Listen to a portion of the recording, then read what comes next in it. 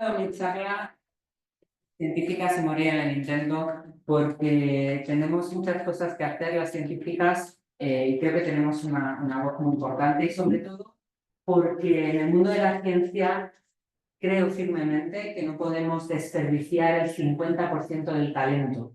El talento de las mujeres es el 50% y no sabemos quién va a desarrollar la vacuna contra la malaria, contra el virus de Rocuche, contra... Puede ser una mujer y si no estamos apoyando a las mujeres, estamos perdiendo ese talento. Entonces, voy a hablar un poquito de la perspectiva que tenemos en España, lo que se está haciendo en España. La realidad de Panamá la desconozco, pero espero compartirla con ustedes, tanto aquí personalmente como online. Y después voy a comentar una serie de trabajos en los cuales se habla de la diversidad de género, perdón, de la diferencia de género y posibles medidas que se pueden adoptar en las instituciones o en los laboratorios. Lo primero que quiero es agradecer que financia nuestra investigación, que lo he puesto aquí, y los segundos, ay, no sé si lo hago bien, ¿está bien? Ya. Lo primero que hay que reconocer, que las mujeres tienen que reconocer su entorno y la organización. Sobre todo desde el punto de vista de las investigadoras de posgrado y de cuando ya son doctores, ¿no? De las diferentes materias. Entonces, en este caso, yo voy a dar el ejemplo de España. España tenemos un Ministerio de Ciencia y este Ministerio de Ciencia desde 2007 publica periódicamente informes que se llaman científicas en cifras. Y estos informes lo que hacen es documentos de PDF en el cual ponen negro sobre blanco las mujeres que hay en cada etapa de la carrera científica. Cuántas hay en la parte predoctoral, cuántas ingresan como doctores, cuál es su evolución, cómo evoluciona. Entonces, lo primero que tenemos que ver son las cifras, somos científicos, las cifras. ¿Cuántas mujeres hay en qué parte de la cadena de la carrera científica? Esto, la verdad es que supuso un salto importante, porque todas lo podemos ver en nuestro entorno, puede haber más o menos igualdad, pero cuando te ponen las cifras delante, que es de lo que voy a hablar también hoy, creo que todo empieza a cobrar sentido. Como ha dicho mi presentadora, trabajo en el CSIC. Esta es la sede central del CSIC, en Madrid, en Serrano, que mucha gente reconoce esta fachada porque se utilizó en una serie que se llama La Casa de Papel.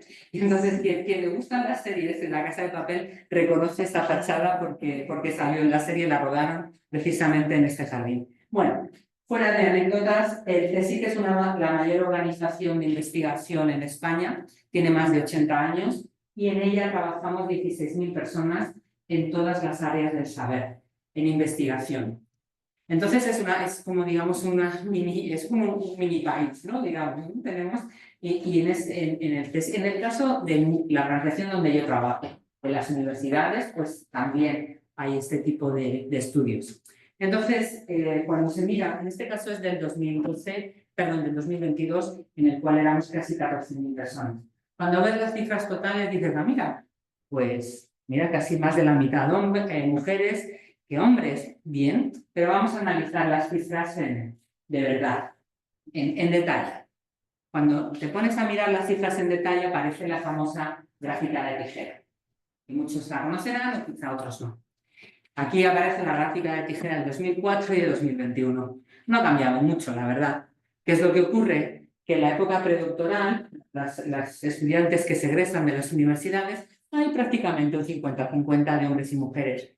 Sigue a la etapa de hacer el PhD, de hacer el doctorado, y ahí empieza, en las diferentes etapas de la carrera científica, se ve muy bien cómo van bajando el porcentaje de mujeres y asciende el porcentaje de hombres, hasta llegar, ahora mismo está alrededor de un 80-20 o un 85-15. Aquí en el 2021 la verdad es que tampoco hemos cambiado mucho, ¿no?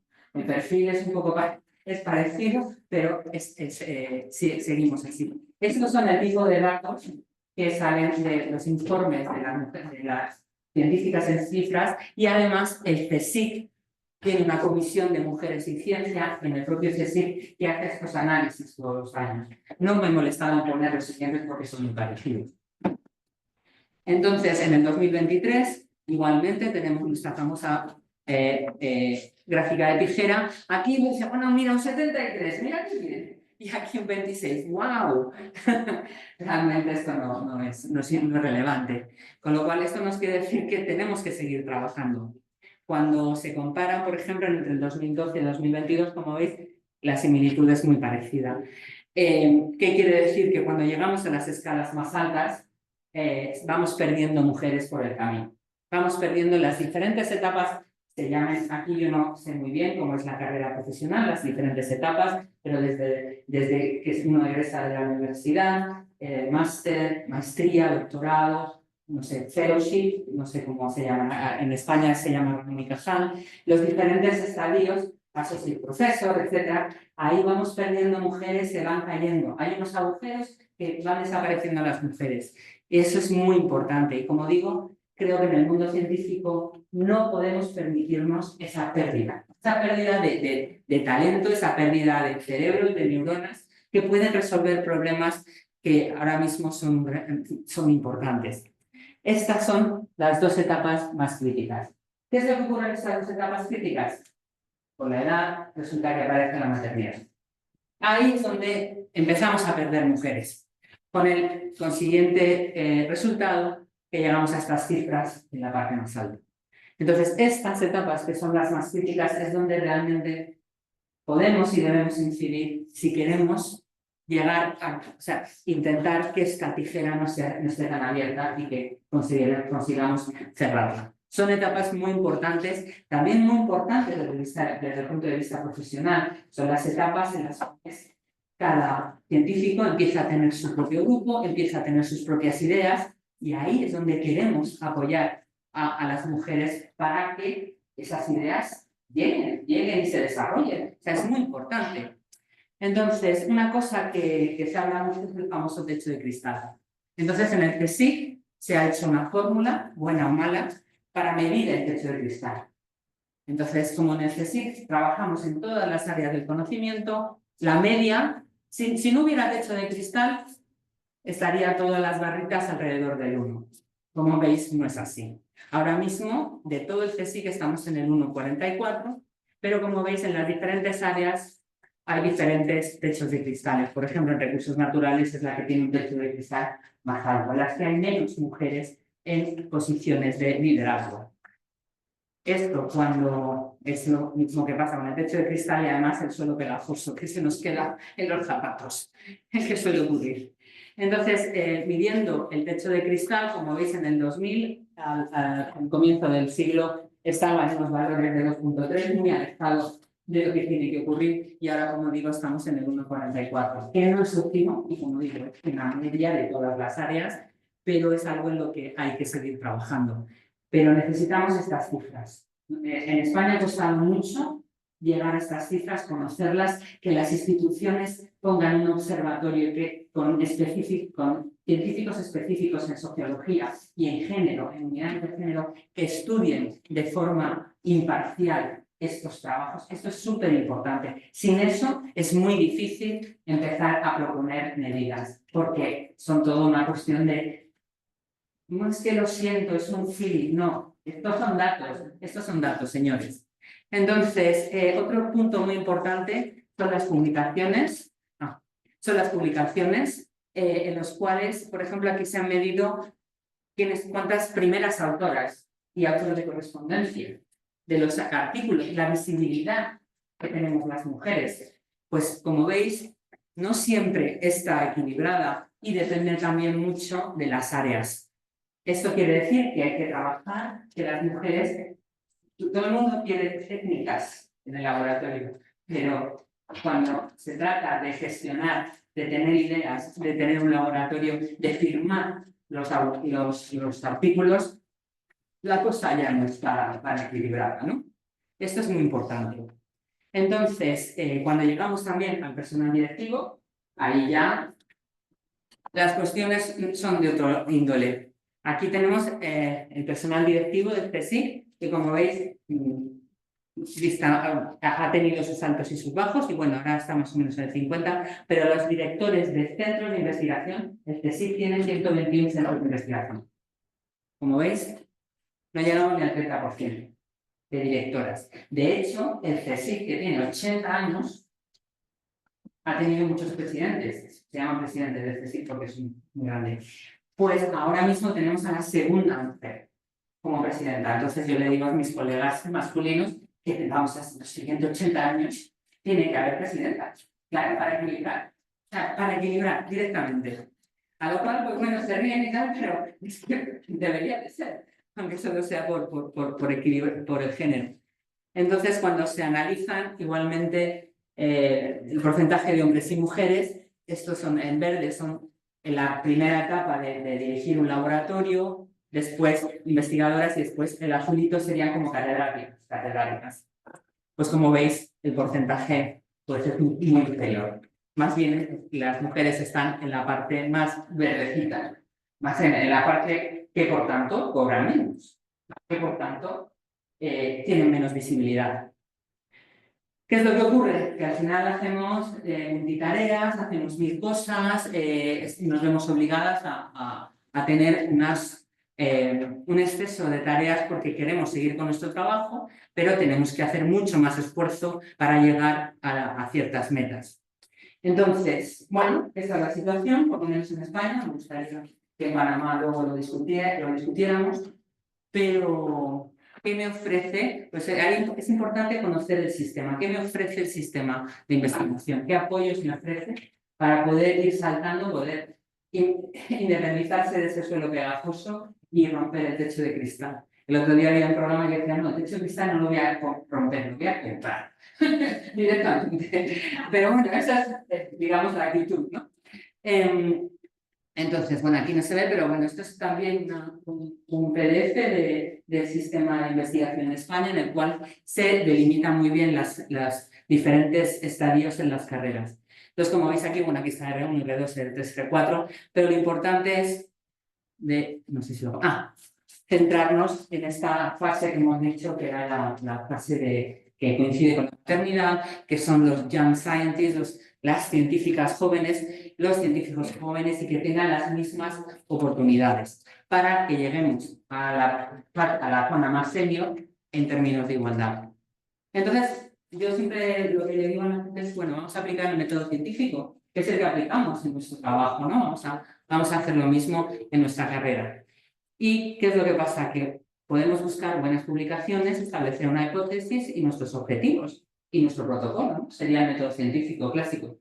Bueno, ¿qué es lo que ocurre y también comentar tu idea con mentores y compañeros, porque es lo que hacemos en el método científico, ¿no? Normalmente. Pues cuando vamos a PubMed, desde luego, el incremento de resultados de cómo puedes dirigir tu carrera, de publicaciones, de cómo puedes dirigir tu carrera, y si eres además una mujer, ha tenido un incremento, vamos, exponencial. Lo cual, si vamos a las publicaciones para nuestros artículos, ¿por qué no podemos ir a las publicaciones para dirigir nuestra carrera científica? Sí, las hay. Y hay sociólogas y hay gente muy buena haciendo trabajos buenísimos que nos pueden servir de inspiración. Bueno, ¿qué puedo hacer para tener una carrera de excelencia y ser feliz? Yo voy a dar unas pinceladas, luego podemos comentar, ¿no? Entonces, consejos.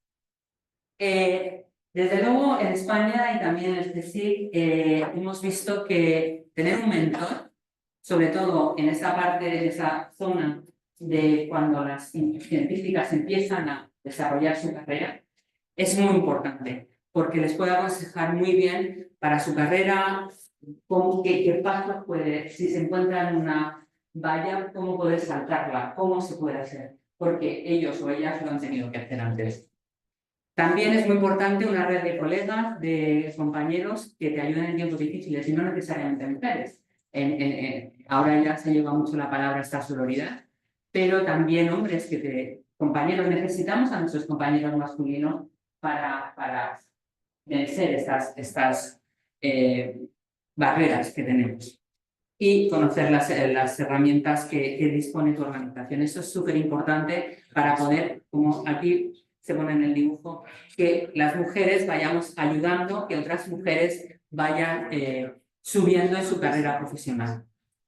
Bueno, otra cosa muy importante es asegurarte de que tu entorno personal valore y entienda lo que estás haciendo. Que no te diga, bueno, si estás trabajando 10 horas, es que esto cómo es posible. No, para ti es importante, claro, es así, o sea, todos hemos vivido eso. Bueno, para ti es importante, es un trabajo importante, y si tienes que hacer multitarea, pues la vas a hacer, pero necesitas ese apoyo, igual que el equilibrio entre la carga de trabajo y tu vida personal, que me parece muy importante. Para ello, hay varias estrategias para apoyar a las mujeres en la ciencia. Yo voy a comentar unas cuantas, pero hay muchísimas más.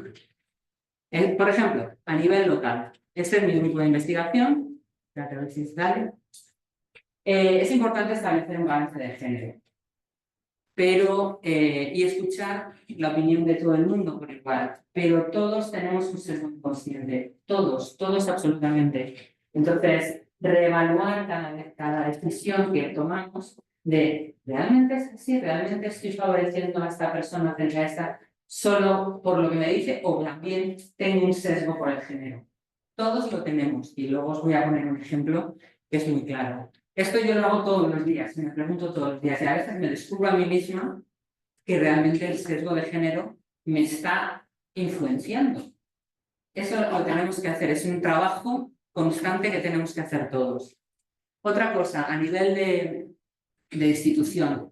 Desde luego ahora en España, por lo menos, todas las instituciones, incluidas universidades, el CSIC, tienen comités de igualdad en los centros de investigación para no solo recopilar estas cifras, sino ver, pues, si no, las mujeres no publican, ¿por qué no publican? O, por ejemplo, si se hace un congreso, que haya paridad de las personas ponentes, paridad de las personas que invitan, paridad en todos los aspectos. Tiene que haberlo, y a veces hay que recordar, oye, chicos, os estáis olvidando aquí de la paridad. Y dicen, ay, es verdad, perdona. Bueno, pero tiene que haber el petito brillo que digan esto, ¿no?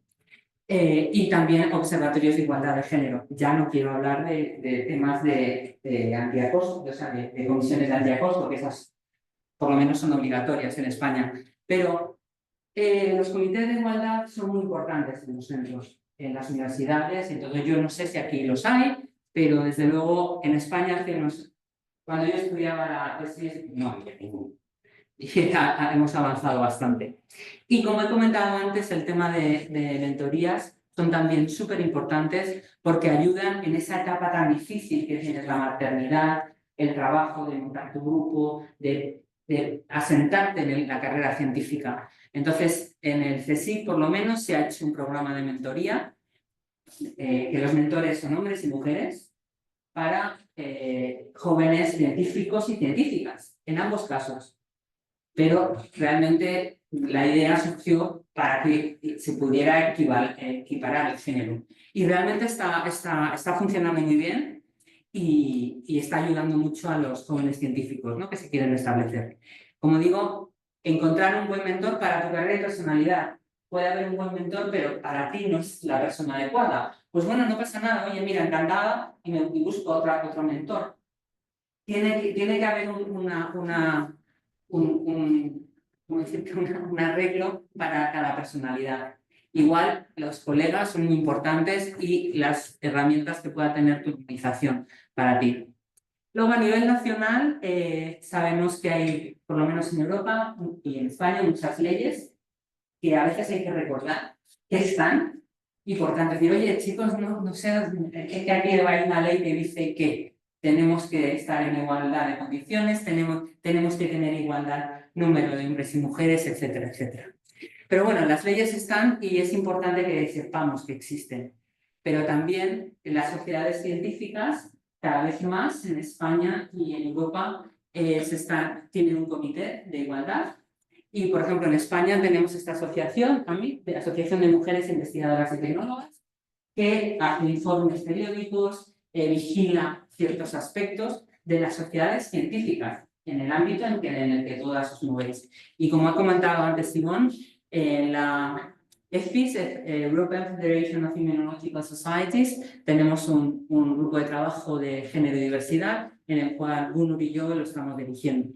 Y eso es muy importante, vigilamos que los congresos sean como tienen que ser, hacemos cursos específicos, hacemos también seminarios en los que los ponentes son todo mujeres, seminarios online, y puede asistir quien quiera, pero le damos una visibilidad sobre todo a las mujeres jóvenes, a mujeres que están empezando su carrera, que acaban de publicar el primer paper importante. Pues esas mujeres les damos una visibilidad internacional para que puedan seguir trabajando y para que la gente sepa lo que se está haciendo.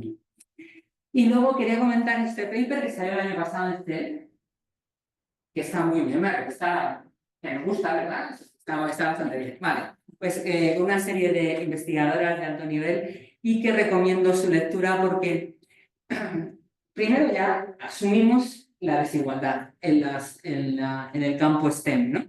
De ciencia, tecnología.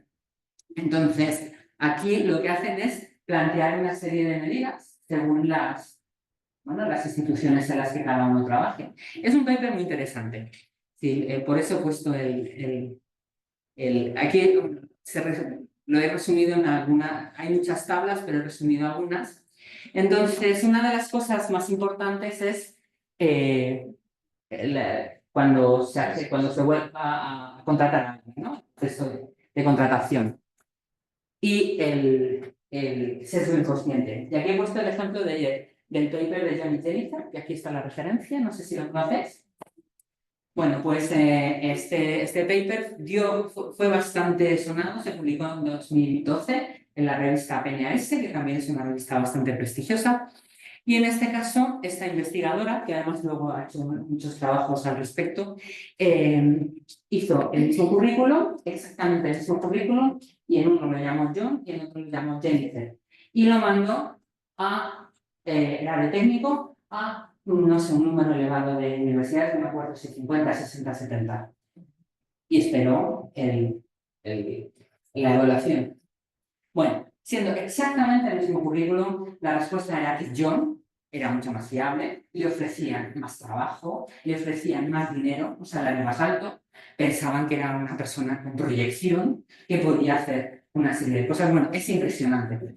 Mientras que Jenny dice, bueno, sí, está bien, está bien. Está bien. Y además, importante, era independiente de que el grupo examinador tuviera hombres o mujeres. ¿Eso qué quiere decir? Que tenemos ese sesgo inconsciente en todo el mundo. A mí eso fue lo que más me llamó la atención cuando leí el artículo. O sea, porque dices, bueno, si hay mujeres, pues intentarán equilibrar, pues no, porque seguimos teniendo ese sesgo inconsciente. Entonces, a mí eso me resulta muy interesante. ¿Eso qué quiere decir? Que cuando reclutemos a gente en nuestras instituciones, universidades o centros, tenemos que preguntarnos y repreguntarnos, oye, ¿esto lo estoy haciendo bien? ¿Realmente estoy eligiendo al candidato o la candidata adecuada? ¿Es esta persona porque me ha caído bien o porque me parece, no sé, este tipo de sesgos? Que los tengamos. Por supuesto, la brecha de salario es súper importante y si queremos que las mujeres sean líderes, tenemos que tratarlas igual que los hombres. ¿Qué es lo que pasa? Que muchas veces en las universidades dicen, no, cobran igual, claro, cobran igual, pero cuando empiezas a mirar los datos, es que las mujeres a lo mejor llevan en esta banda profesional 10 años y a los hombres les ha subido de banda profesional, con lo cual cobran más, pero es que resulta que las estás mirando con gente, con hombres que llevan mucho menos tiempo en esa banda profesional porque no las has ascendido o no les has dado complementos. Eso también, o sea, esas cifras también hay que mirarlas con mucho cuidado. Y también, por eso, a la hora de las promociones internas, ¿no? De quién promociona, por quién promociona, bueno, es que es fantástico, ya, está bien, está bien. Dices, bueno, perdona, vamos a ver el currículum y vamos a ver datos, dame datos. Cuando se pones a ver los datos, las cosas empiezan a cambiar. Y no estoy diciendo que contratar a una mujer por el mero hecho de ser mujer. No, es que todas tenemos un buen currículum. Es que trabajamos. O sea, que a igualdad de currículums, yo siempre me decanto por una mujer. A igualdad. O Si no hay igualdad, pues entonces oye, voy a coger el mejor, la persona mejor. Y luego, otra cosa es muy importante, como he dicho, en los posibles financiación en esta época tan complicada. ¿Qué es lo que ocurre? Que la mujer se enfrenta a la maternidad y muchas veces no tiene apoyo. No tiene apoyo y de repente pues tiene que ir a que el bebé, que el niño, ir a casa, que se ha puesto malo, etcétera, etcétera. Y muchas sabemos lo que es eso. Entonces, ¿qué es lo que pasa? Se puede hacer, pues, algún apoyo para esa persona. Por ejemplo, si estás de baja por maternidad, ¿a nadie se le ha ocurrido contratar a un técnico, una técnica para que continúe la línea de investigación durante el tiempo que esa persona está de baja y que pueda estar tranquilamente de baja, si acaso dirigiendo por teléfono, para que su trabajo continúe y no tenga una parada, por ejemplo? ¿A nadie se le ha ocurrido que en vez de a lo mejor hacer un campo de fútbol en una institución, y estoy a favor del deporte completamente, hacer una guardería? Para que las mujeres y los hombres, los padres y las madres puedan dejar a sus bebés tranquilos y si les pasa algo, estar a 5 minutos, incluso darles el pecho. Bueno, pues estas son pequeñas cosas que no cuestan tanto dinero y que pueden ser o sea, puedes determinar si una persona, si una mujer puede seguir o puede desarrollar su carrera en plenitud. Como digo, es una lista muy grande y os invito a que leáis este artículo porque es muy interesante. Otras cosas, como he dicho, es las guarderías, que son muy importantes y que realmente, si estás en un campus grande, como yo ayer tuve el placer de visitar la Ciudad de la Salud y fue una cosa que pregunté, ¿van a tener guardería? Y me dijeron, sí, están planeadas. Bien, muy bien. Pero bueno, es una institución muy grande donde hay mucho dinero y ustedes conocen sus instituciones. Se puede plantear, a ver, es una cosa muy lógica. Guardería o a lo mejor niños de primaria para tener a tus hijos cerca mientras trabajas. Entonces, bueno, otra de las cosas es solicitar ayuda, como muchas veces las mujeres nos tenemos Superwoman. Es muy importante, solicitar ayuda no es un signo de debilidad, sino una fortaleza. Y como digo, necesitamos a los hombres, muchas gracias por venir. Hoy no soy representante masculino y a ti también, porque creo que esto es una labor colectiva de hombres y mujeres. Y como digo, es una cuestión de que no perdamos el talento del 50% de la población. Yo creo que ya no voy a... Bueno, sí, disfrutar de la ciencia, pero lo que hacemos, no me voy a extender más. Tengo muchos más datos en la cabeza o muchas cosas que comentar, si queréis, pero creo que hago ya el turno de preguntas, comentarios para las personas que están aquí, las personas que están online. Gracias. Gracias.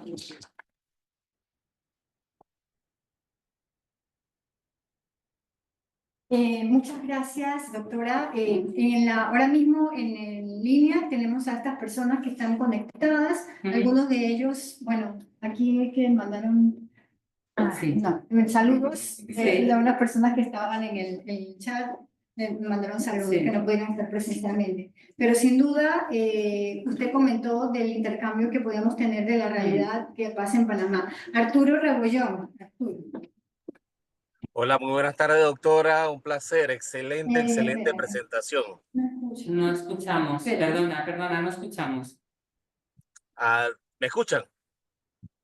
Un momentito. Ok. Dale ahora. Hola, hola, probando. Se escucha como en tu teléfono. Sí, no se escucha. Yo lo Bueno, escribo por chat. mientras, si alguien tiene algún comentario o... Sí, lo escriben mejor, Arturo, porque no se escucha.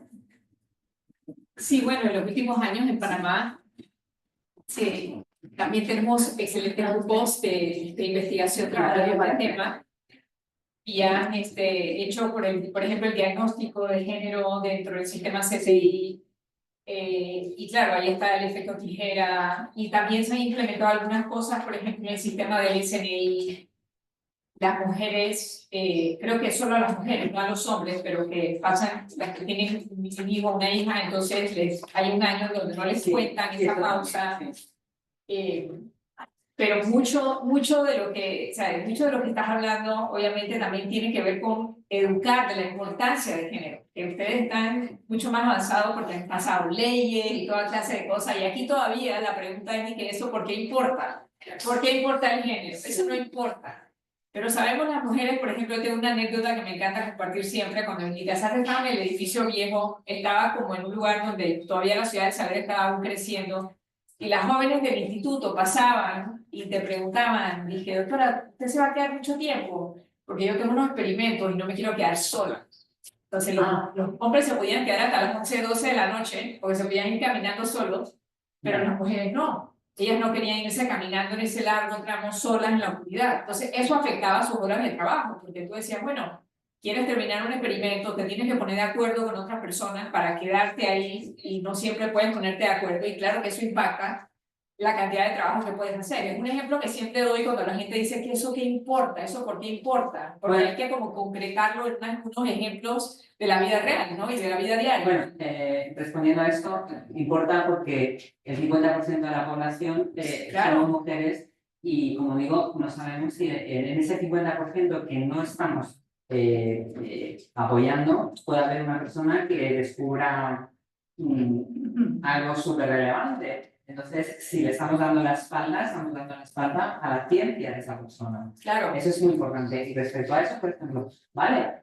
Bueno, eso es un problema, ¿vale? Pues en unos, por ejemplo, cuando yo trabajaba en Oxford, que allí a las 3:30 de la noche, que nos daban unas linternas para ir a casa. Pues, por ejemplo, cuando eso ocurría, pues se llamaba un taxi para que a las mujeres las llevaran a casa. A ver, ¿qué cuesta para un instituto pagar unos días en el taxi? No es dinero, no es dinero. A ver, entonces, por eso también, a ver, luego nosotros nos tendemos a ayudar, a preocupar, pero bueno, llega un momento que dices, mira, me siento delante de la sala de dirección y digo, mira, hay este problema, proponemos esta solución, esta solución. O sea, en vez de nosotras intentar ahí como, ¿sabes? Pide una ayuda, pide una... No, a ver, eso es un problema. Igual pueden atacar a una mujer, la mujer se queda hasta las 11 de la noche o a las 12, pues por favor, llame un taxi que me lleve a casa. Eso es lo que iba a decir, porque no es solamente un problema de utilidad de tu cerebro, Sí. porque por derecho propio tenemos que tener igualdad en todo, y tampoco es porque estructuralmente la sociedad todavía ataca a mujeres. ¿Por qué se cuida a la mujer a altas horas de la noche? ¿Y por qué no puedo salir igual que cualquier otro? Eso es un lazo estructural y no solamente de ciencia. Entonces lo que dijo Gabriel es que hay que educar todavía muchísimo a la sociedad en general, porque eso después va a derramar en lo que pasa en la ciencia. Pero ¿por qué tengo que ir un taxi y no un hombre? Porque todavía pasan cosas con una mujer que todavía no está entendido. Pero, por ejemplo, nosotros en Inglaterra lo que hacíamos es que cuando venía una mujer a dar un seminario científico, y se llenaba la sala, hombres, mujeres y tal, le decíamos, 20 minutos antes nos cuentas tu carrera como mujer y qué problemas has tenido y cómo los has resuelto. Y allí, claro, ya daba vergüenza levantarse. Con lo cual tenía que estar ahí sentado escuchando. Pues mira, si me pasó esto y resulta porque estaba embarazada, me llamaron para una entrevista y luego como no pude ir porque estaba de parto, pues no me lo dieron. Pero luego, gracias a que una compañera me dijo que podía protestar y denunciarlo, me hicieron la entrevista y luego me dieron el trabajo. Cosas como esas, cosas como esas. Y si la gente no lo oye, no sabe que existen esos problemas. Entonces hay que, por eso, educar, visibilizar, que se hable, los seminarios científicos, en todo. Por eso, cuando el doctor Thompson me invitó, no sabía si lo que le venía encima, pero aparte de ciencia vamos a hablar de las mujeres, ¿no? Y yo quiero saber qué es lo que ocurre, hermano. Aquí hay una pregunta en audio que te la voy a colocar. Sí.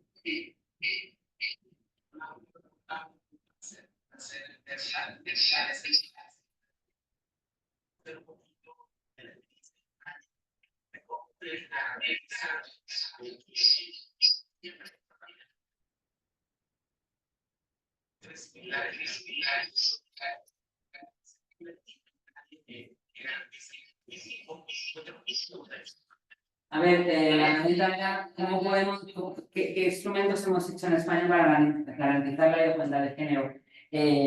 Bueno, la igualdad de género no la tenemos en España todavía.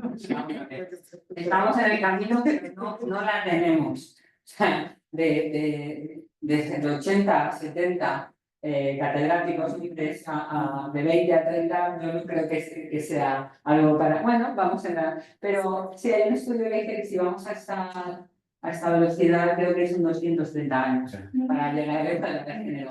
Entonces se plantea el tema de las cuotas y ahí empieza el tema a ser un poco complicado. Pero, de hecho, al mismo tiempo que salió el paper ese de John y Jennifer, hubo una universidad en los Países Bajos, que era una universidad tecnológica, que hizo un poco lo que yo comentaba antes de Roma, ¿no? De la presidenta del CSIC. Dijo, bueno, tenemos una desigualdad en general, en la ingeniería, no sé qué, pues a igualdad de currículums, vamos a elegir siempre mujeres, hasta que llegamos al 50%. Y eso se denunció y se fue a los tribunales por parte de los hombres.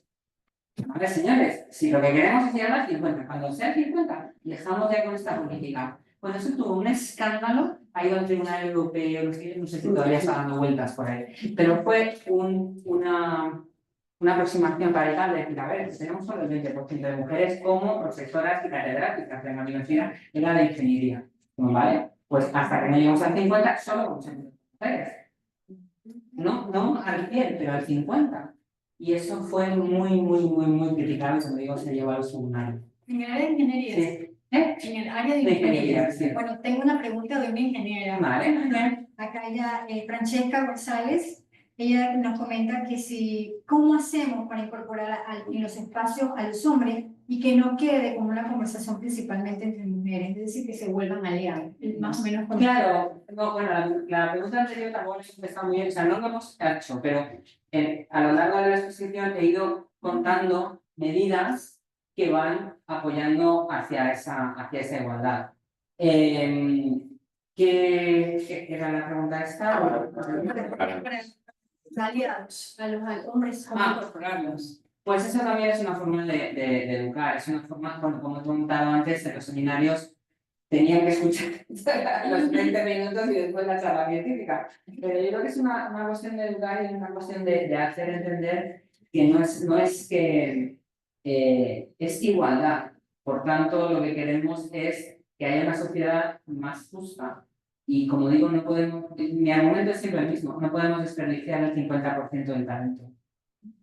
Y para eso necesitamos de la ayuda de nuestros colegas, los necesitamos, porque eso tiene que ser un esfuerzo entre todos, no podemos nosotras solas. Perdón, había una pregunta por ti y luego, perdona, ¿tu nombre era? Bárbara. Bárbara, sí. Antes has mostrado la evolución temporal de la gráfica de tijeras. Sí. No ha cambiado demasiado en los últimos X años. Sí, 20 años. Pero ¿ves diferencias o habéis mirado diferencias entre diferentes países, como por ejemplo entre Europa, Estados Unidos, Asia? ¿Hay una diferencia significativa? Y segunda parte de la pregunta, ahora estamos en una época regresiva, yo diría que medieval, vamos hacia el medioevo. ¿Cómo ves la evolución futura? Son dos, quizás la misma pregunta en dos partes. A ver, en Europa las cifras son iguales. O sea, no me he dejado en enseñaros otra gráfica más porque las cifras son bastante iguales desde Italia hasta Suecia, Bulgaria, Rumanía, o sea, son muy parecidas. Las cifras Francia, Inglaterra, de hecho, la diferencia de salario en Inglaterra entre los mismos catedráticos es de muchos miles de implicados. O sea que eso está ocurriendo en el mundo. Pues en general, si miras en general, es muy parecido. Luego hay países en los cuales la situación es aún más dramática. Uno de ellos es Japón, por ejemplo. Tiene muchos más problemas para ascender a puestos de responsabilidad. y depende de los sectores. Pero en general, que se pueda ver una gráfica de tijera más elevada. Estados Unidos, no hay. La segunda pregunta en relación a la época regresiva, claramente ahora todas las políticas de igualdad de mujeres están por ciertos sectores realmente vilipendiadas, no existen, etc. Entonces son malos tiempos para la lírica, como dice la canción. Entonces, yo creo que lo único que podemos hacer es educar, hacer charlas, enseñar los datos, porque son datos oficiales. O sea, yo es que, más que eso, es como cuando me dicen lo de las vacunas. Pues es que lo único que tengo son datos. No puedo ponerme a... No es una cuestión de... Sí, luego seguimos hablando, en fin, pero para mí la mejor forma de combatir esta desinformación o esa política de anti-igualdad son con datos, con educación. En los niños, en las escuelas, es súper importante que se aprenda este tipo de cuestiones, que se hablen, que se debatan, que se escuchen todas las opiniones, es muy importante. Bárbara. Sí, hace poco salió una encuesta aquí de Concerta sobre percepción de las mujeres y los hombres. Sale para más relación y que las mujeres siguen pidiendo menos salario. Sí. Entonces, ese tema nos lleva a pensar también que esos negocios corrientes empiezan por la autoestima, tienen que trabajar en las mujeres para cuidar a los hombres. Para eso existe la mentoría. Porque tú piensas, ay, yo no puedo, no sé cuándo, tal, ay, yo no pido mucho con la trabajo. Pero si te viene una mentor o mentora que te dice, no, ni se te ocurra, tú pides esto, ya verás, tal, pues ya dices, venga, me animo, y lo digo. Pero si esa seguridad la tenemos todos, hombres y mujeres. Pero yo creo que los hombres están educados en ese sesgo para pedir más. Pero por eso es muy importante las mentorías. Porque en ese momento que dices, ay, no sé si me da, si vale cosita, no sé cuándo. Si viene alguien y te dice esa palmadita, cuando te dice, mira, si tú, además, si vas a pedir 10, no, pide 20. Pide 20, porque además eso es un signo de que tú crees en ti misma, de que te argumentas. Pero me decía, me comentaba que el tema es que la misma mujer se dice, bueno, que si pido más, la exigencia va a ser más, tengo familia, tengo niños, ¿cómo hago para estar? No me atrevo a pedir más por esto. ¿Por qué? Porque piensa la mujer que mientras, si pide más dinero, va a tener más compromiso, más puestos más altos y tiene que empezar a la familia, que se empieza a condicionar eso. Sí, pero eso es, por eso te digo que necesitas que diga, a ver, tienes que organizarte y además la familia es de 2 personas. O sea, que es que tengo responsabilidad. A ver, hoy tengo que decirlo, he ido a ver Miraflores del canal, he visto el vídeo. Me ha encantado, fantástico, la obra tal, pero he salido indigna. La única ingeniera que sale en el vídeo, la única, lo primero que dice es que tiene 3 hijos. Es lo primero. Bueno, a mí, los otros hombres ingenieros no han visto tener hijos. Y encima después sale su marido. Y dice, a ver, señores, esta es la única ingeniera que sale en el vídeo, no sé si lo habéis visto. Y me quedo diciendo, pero por Dios, o sea, por lo menos hay una. Pero no dice la ingeniera, no sé cuándo su nombre, hay mi propia, no sé cuándo, no sé, lo que han dicho, madre de 3 hijos. Sí, eso es bien común aquí. Cuando me entrevistan, digo, ya tengo más edad, pero cuando estaba recién llegada, es ilegal. En Europa es ilegal. Es ilegal, lo puedes demandar. Es ilegal. Y en un vídeo que ven millones de personas al año, por favor, hay que ponerse las gafas de ver la desigualdad, de ver esos sesgos. Se hacen así. El canal tiene 8.000 empleados. Sí. Solo 1.000 y pico son mujeres. Y la gran mayoría son secretarias. Entonces, la persona que salió en el video es la subadministradora. pero, o sea, al llegar a esa decisión, no hay como que, bueno, Es que es muy importante también que cuando una mujer llega a ciertas posiciones pueda tener también otras mujeres que la acompañen y no esté sola, ¿no? Porque claro, es el blanco de todas las críticas. Entonces, volviendo a tu pregunta, Bárbara, es muy pertinente, pero para eso existe ese mentorazgo, esa capacidad de que cuando no estás segura, alguien te ayude o te diga, mira, se puede hacer de esta forma. Ahí, mira, yo me encontré con lo mismo y lo resolví de esta forma. ¿Por qué? Hay miles de formas de resolverlo. Entonces, eso es muy importante para que las chicas puedan seguir su carrera. Bueno, yo voy a hacer una pregunta que en este momento yo la contestaste, pero quería agregar una cosa. Nosotros nos estamos haciendo un proceso, ahora en la educación en todo. Entonces, lo que yo veo en mi institución, cuando me tocó ser decano, de hecho fui la única, sigo siendo la única, soy ingeniero forestal, de equipo el pasado, creamos la dirección de géneros y diversidades, y se creó un grupo donde contábamos lo que pasaba entre nosotros y nuestros compañeros. Cuando llegó la nueva gestión, obviamente desarman la dirección y está Cantor, pero el grupo de base se sigue reuniendo y todos los cursos que tuvieron que hacer los hombres en el taller de decana le quedaron en el campus. Entonces, alguna cosa que se hace de educación, de formación y de generar espacios, sigan resistiendo en el terreno. Lo que está resistiendo a mi país es lo que está en la base, es que lo que es más. Entonces también hay herramientas como para que cuando estos desgraciados vienen no se luchen. ¿Sí? Entonces esa forma de armar la lucha en la base, o armar la base consciente, de alguna manera es una herramienta también de persistencia. Sí, completamente de acuerdo. Entonces, hay que ir sembrando una guerra pacífica, pero la que participamos todos, como digo, también los hombres, porque, a ver, los hombres se casan con nosotras, tienen hijos, pero es que, o sea, tienen que participar también en esto. O sea, es que además, si apoyas a tu mujer, va a cobrar más. O sea,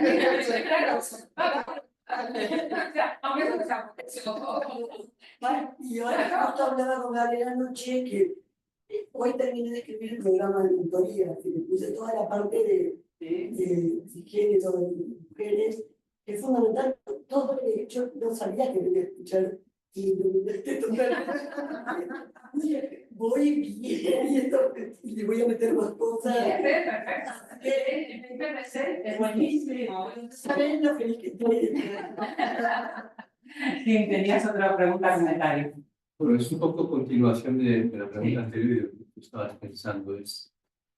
Tú dijiste en Japón sí que hay una diferencia más importante. De hecho, conozco muy bien. Soy japonés también, aparte de ser español, italiano, inglés y eso. Sí, se ha dicho por eso. Quiero decir es lo siguiente. En Egipto, por ejemplo, con respecto a Francia, también debe haber una diferencia. Pues, imagino que hay un problema también. Mi pregunta es la siguiente. ¿Por qué? Hemos hablado antes tú y yo, pero ¿por qué esta obsesión masculina por suprimir a los niños? Sí, bueno, hay estudios en los cuales se ve el avance de la sociedad y se compara con la independencia de la mujer, con el desarrollo de la mujer. Cuanto más desarrollo tiene la mujer, son sociedades mucho más exitosas, con mucho más negocio. O sea, estamos perdiendo en términos de dinero, está calculado el porcentaje de PIB que estamos perdiendo por culpa de no apoyar a las mujeres en empresas, en todo. Entonces, económicamente, sí, y hay estudios, no lo he traído porque estamos en un mundo científico, pero hay estudios que calculan la pérdida de PIB. Hay estudios que relacionan la independencia de la mujer en el trabajo y que sea exitosa con que la sociedad sea exitosa y que el país sea exitoso. ¿Qué es lo que ocurre? Que hay una serie de costumbres antiguas, atávicas, etcétera, de control, sobre todo control de la natalidad y control de la mitad de la población que quieres tener bajo tu piel. O sea, yo lo veo así, pero a lo mejor una historiadora o un historiador tiene otras opiniones, yo no lo soy.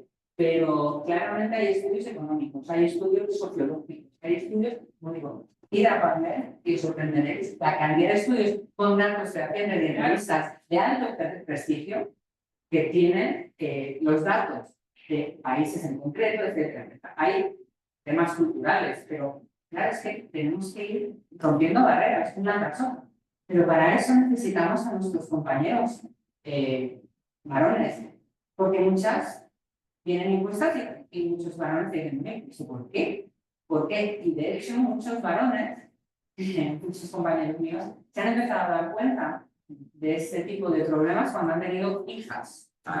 Y de repente sus hijas, es que no le han dado un trabajo porque no sé qué iba a sacar un tipo que no valía lo mismo que mi niña.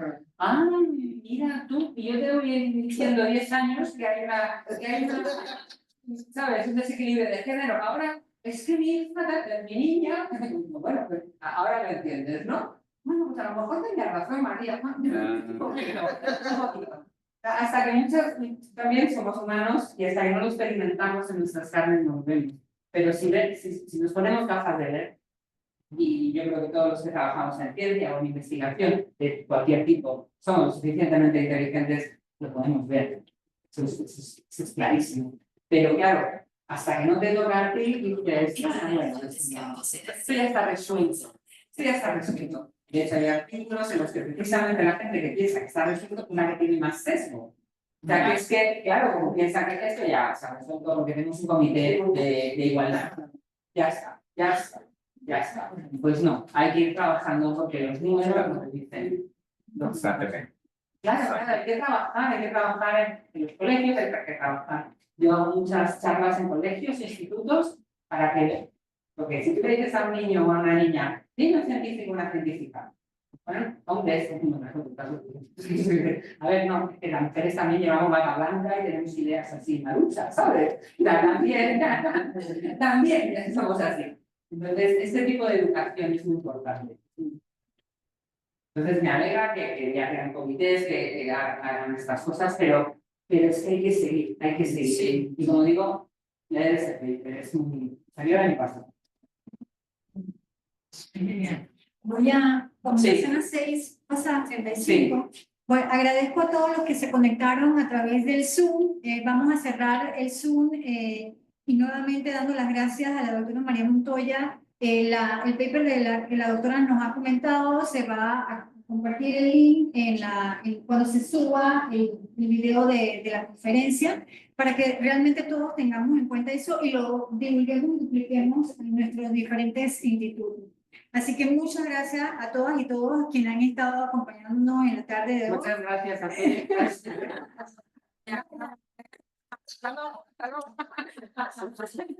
Bueno, gracias.